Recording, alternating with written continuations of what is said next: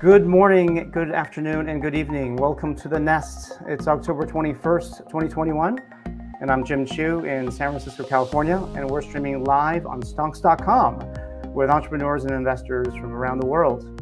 Our goal here on The Nest is to connect entrepreneurs in frontier markets with angel investors worldwide. We stream live every month, and all episodes are recorded and available on our website, untapped-global.com. I think we're ready to move on to the presentations. Do we have Gbenga coming on first? Hi, Yes. Gbenga. Oh, hi, everybody. I'm here. Welcome to The Nest. Glad to have you. And where are you calling in from? Lagos, Nigeria. Lagos, fabulous, beautiful city. So, quick notes, you do have 5 minutes to pitch, and we will stop you at 5 minutes. So, please respect the time because we'll have a really good discussion afterwards for 15, and then we'll talk about all the Q&A. So, now over to you. Okay. Hello, everybody. Thanks for having me. I'm Gbenga, Odegbami, CEO, co-founder Youverify, KYC automation for banks and startups. At Youverify, we help banks and startups automate their decisions and help them acquire the right customers and mitigate fraud using data. This is extremely important in Africa where data is not readily available and in some cases restricted. In almost every country, when you try to open a business account, it does take some countries days, some countries weeks. In Africa, it's even worse. And the reason, and they spend in Africa, they spend about an average bank spend about $3 million on KYC or KYB a year, and in other countries even more. And the reason is because there's non-availability of data for them to automate this process, the compliance process, and not and the unifying tool to do this is not available. And that's where Youverify comes in. We solve this problem by getting data that is across multiple, very vast, diverse type of data that allow our customers to achieve this in seconds and mitigate fraud at the same time. And we've processed over 1.5 million applications in the last 2 years. And as of last month, we processed over 400,000 applications from different customers. And our customers repeatedly come back to us because we are reliable and we have direct access to over 100 million IDs and other data sources that they need to automate these processes. And also, they're also confident that we are regulatory compliant and very, very secure. And we provide these data and services in a way that allows them that meets their different use cases because all of them have different use cases in a way that our existing customers in our market do not offer. So, and we have a very comprehensive value chain. We deliver these services using two products, Youverify OS, which our customers use to automate their onboarding to acquire the right customers and prevent fraud, and Youverify ID, which our customers use to acquire pre-screened customers. And the way we make money, customers pay us per verification. So every time they access our service, there's a fee they pay. Since we've launched, we presently have an MRR of 88,000 US dollars and ARR of over $1 million from 40 fantastic customers. And we have a sales pipeline of over $4 million. Some of our top customers is Stanbic Bank, which is Standard Bank, also, and Standard Chartered, Transion, Bolt, among others. We are presently in the process of onboarding customers like Jumia, Zenith Bank, and presently we are executing the project actually to provide plate number recognition and resolution for traffic offenders in Lagos State. Since we've launched, we've had solid and consistent growth. And in the last 1 year, we've achieved over 300% growth in our revenue, in our top line. And we've also been able to sustain our margins. And the reason why we've been able to sustain our margins is because we've been able to create use cases for our customers to drive recurring verification. So if you have one identity, we over the course of a year we'll optimize it and we'll keep our customers keep verifying it. And also we have strategic partnership with different customers that give us preferential access to markets and our field verify ecosystem and a zero code platform. We're a very strong team, very, very strong team and diverse team. I myself I have over 15 years providing technology for the financial industry and 6 years in startup. Our CTO is an alumnus of Cambridge, and Sherry is expert at Sandela. And Simi is an expert and leader in data privacy and protection. So we are raising our Series A round. We've been here before. Our seed round was oversubscribed by the likes of Orange, Lofty Inc., and Village Capital. And we're doing our Series A now to raise $3 million. And right now, we do about 400,000 verifications a month. And we want to grow to 1 million a day and to generate and move our MRR to over $500,000 in the next 12 months. And I want to make this investment in people, majorly people, market expansion, and technology. That's our pitch. Thank you. Any questions? Thank you very much, Gbenga. Great timing on that, and great presentation and great business. Over to the investors. Love to hear what you guys think about Gbenga's business, Youverify.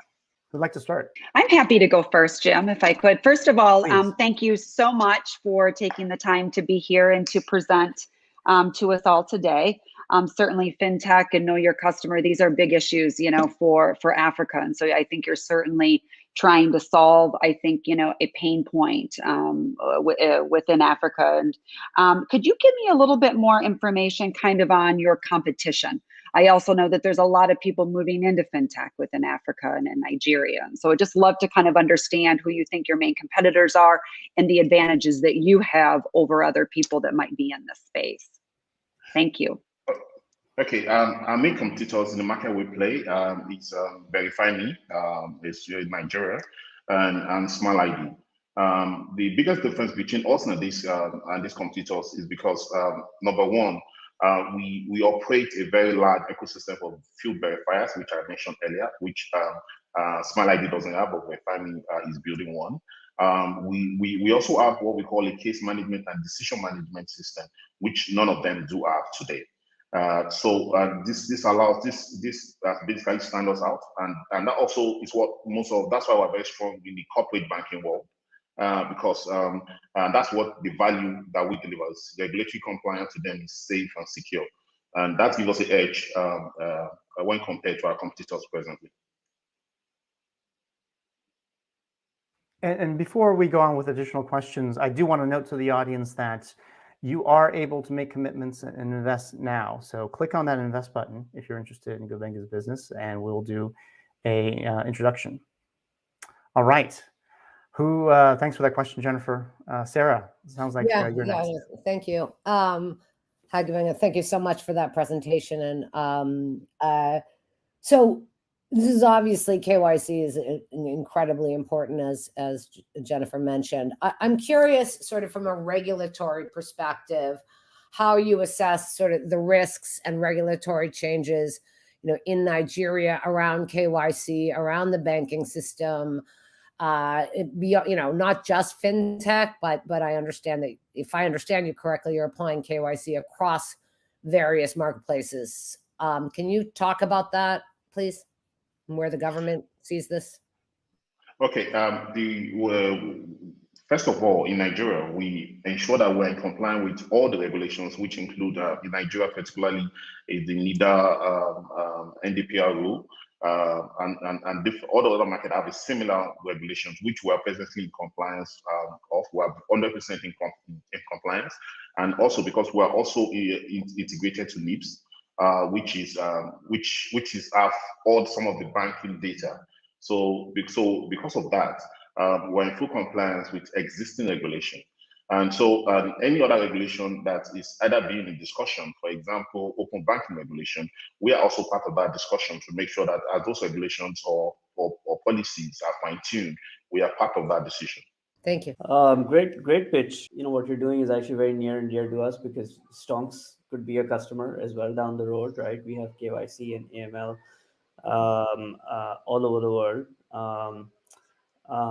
So there are other providers in the space, right? And I'm curious if is there something specific about Africa or certain markets like Nigeria or South Africa or Kenya that gives you sort of an information edge or a processing edge that global players that like Stripe or others or other smaller KYC shops are not going to be able to do because they're based somewhere else? Yes, because for example, as part of this KYC process, there are some data sets that the likes of Stripe cannot provide. Well, one of them is address verification. So how do you verify an address where the data literally do not exist? Some places do not even have a physical address. So because we have created a very large ecosystem in our markets, so which basically like on the like Uber-like type of ecosystem of thousands of youths which have an app. So basically, if and they will have to replicate it to compete with us. So it's those kind of value that we bring on board that's extremely difficult for other people to replicate because they have to go through the same thing we went through. It's not just technology; it's also a lot of operational know-how, and also making sure it meets the regulatory requirements of today and also tomorrow. And so that's one strategic value that we bring to the table. Another value is, like I said earlier, is our decision management engine. Because we've been working with these banks and we know the market. So our decision and risk profiling is already mature for our market. And so as I said earlier, none of our competitors offer the same service. So they will also have to go through this journey for them, and it's a very long, painful journey for them to reach that level. And so it's not impossible for them to create, but we have been able to execute faster, better, and we still believe that regardless of that decision to enter a market, we can compete favorably. Can I ask a follow-on question to that, Jim? Please do. Oh, yeah. So can you talk a little bit more about the address verification side, which is very interesting, and I can see it as a competitive edge because many people don't have addresses. Do you have any partnerships with, other technology companies, whether it's sort of, drones or anything to find out addresses, or is this like a people operation, which also could be a competitive edge? Although an expense, a competitive edge for people sort of literally like walking the streets, taking pictures. Google Maps isn't quite as accurate when there were no street names and house numbers for the unbanked, particularly. Thank you. Yeah. The way it works is that we basically help make an app. We acquire agents by it's basically a job, like a contract job, and they can just download the app, go through an onboarding process and a training process and quality assurance process. And when they download the app, we know them, and we send them in on an onboarding package so that they can identify themselves as our agent. And when a customer requests for address verification, we basically look at them and basically we send them to the closest place, so they don't have to even drive there; they can just walk there. And so we're able to verify addresses without almost anywhere in our market without actually being there. So because we most likely have an agent there, and they use their own local knowledge to identify the place. So even if you put a description on your phone, because we are sending the address verification request to somebody local, they are able to figure out where that place is, and they'll take the GPS, they'll take the picture of the location. They basically create a proof of address for you, and it's all done in the app, and they upload it, and we'll send it to the customer in a regulatory compliant manner. So this also has the opportunity, if I understand this correctly, to essentially help bank the unbanked or get credit for those who don't. I mean, there are other potential use cases. I understand maybe they're not your focus right now, but if you can find addresses and verification for individuals who currently don't have them, do you see other use cases in the future for helping those people? I don't know who the market is, but love your thoughts on that. Yes, actually. For example, last year during COVID, the government wanted to do a lot of social intervention and help the poor. Well, these poor don't have proof of address, and how do you profile somebody that you don't even know? So they have to reach out to companies like ours to do that. And so that was why during the COVID, during the lockdown, they had to access our services to even because the government don't even have the data. So they have to access our service to be able to identify these people and even create a file like the address where they live, for example. Yes, so and there are so many use cases. So what we try to do at Youverify is to quickly ramp up those use cases because we believe that those use cases, the more we develop these use cases, the more we can increase our top line and sustain our margins. So related to that, we have a question from the audience from Dan Block from Mercy Corps. Do you have exclusivity contracts with your commercial banking customers? What percentage of their KYC activities are performing today? are you performing today? Okay, presently we don't have exclusivity. The only bank we have exclusivity with is Standard Chartered today. The other banks, for different reasons, use different platforms. But as again, we are only 2 years through this journey. As it goes on, we believe we will be able to capture more market. We do have exclusivity with Standard Chartered, though. We have exclusivity with both. We have exclusivity with some. We have 50% with some banks. So different percentages. Thanks for that. Thanks for Dan for your question, and encourage additional questions. We'll either read them out or potentially bring you on stage as well. So one of my questions is really around geographic expansion. Can you tell us a little bit about your plans for geographic expansion, if there are any? Okay, so one of the things we have is that because we provide some fantastic service to some Pan-African companies in Nigeria, so they want this kind of service in other countries. So a good example is Bolt. They want the only place they have that type of service in the world is in Nigeria. They don't have the service anywhere else, and they've approached us to replicate the services in all their markets, really. So the same thing with Standard Chartered, the service we offer. So basically, we've structured our expansion with the customers that have approached us to expand to those markets. And so we are presently integrating and in discussion with customers in Cote d'Ivoire, in South Africa, in Kenya, and Tanzania. As part of, we already have customers that we're talking to there. We're already talking to identities authorities there. So we already have that as part of our roadmap. Great, no, interesting. Jim, yes, no, I've got a question with respect to data security, because you're obviously, holding very important information and data about people's lives. And I think any CEO right now has got a lot of questions with respect to data security and how you protect that. How do you see that? And what are you doing to build a business that keeps that in mind as you continue to grow? Okay, so one of the first things we did is to identify regulations and policies and standards around data security, and make sure that we are in compliance with those standards. Because so we are ISO 27001 and ISO 27018 compliant. So we basically institutionalize data security first. And then we started making sure all our team members, and make sure we have experts in-house about data privacy and data protection. It's not just the technology, also like a conscience. Let me put it like that, to make sure that we don't become Facebook. Let me put it like. So we also have that in-house, and we also make sure we design our products with privacy by design. That means that we design it in such a way that we deny ourselves access, because we don't want to be tempted to do that. So at the foundation of our product is already designed to be in compliance with the likes of GDPR, NDPR, and almost at every existing data regulation is, I think, supersede those regulations. And so whenever we go to a new market we're talking to or are being audited, I will make ourselves even available for audit. For example, we make ourselves available for audit, but for all our customers. So when we started, we realized that the commercial bank we demanded to audit us, for example. And because we've already checked those boxes in terms of data security and compliance, it was very, very easy. And that's one of the competitive advantage we have. That's why even though competitors are coming to the market, they are like quick startups that might not meet these regulations, because maybe they prioritize other things, but we prioritize this.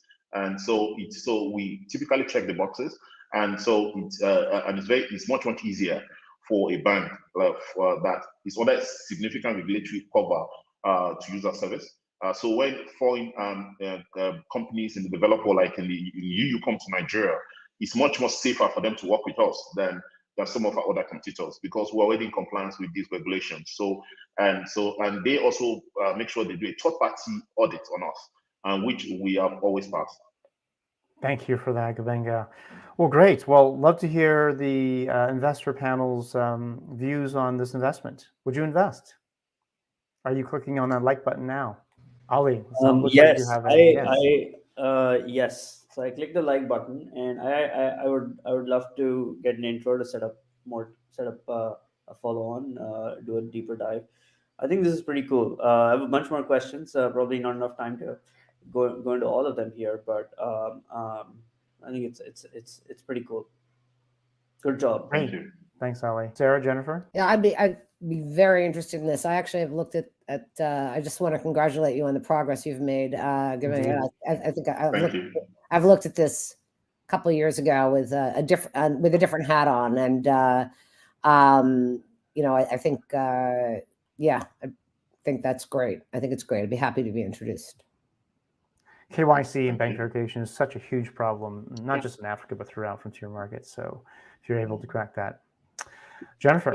Yes. No, I agree as well with what Ali and Sarah have to say. I think what you've done is fantastic, and it is a deep need in the African market.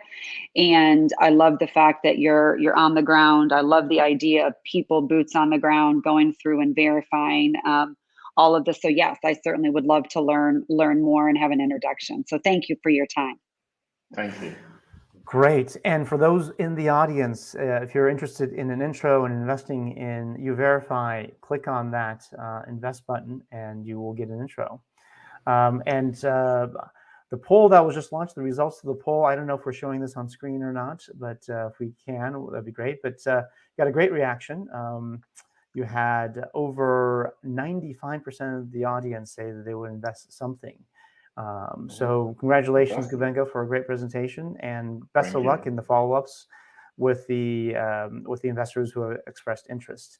And awesome. And I can't see this on screen, so if you don't mind, how much did we raise, or how much intros were requested? 20K. Well, congratulations, Gbenga, for getting some interest for your company. Thank you very much. Wonderful.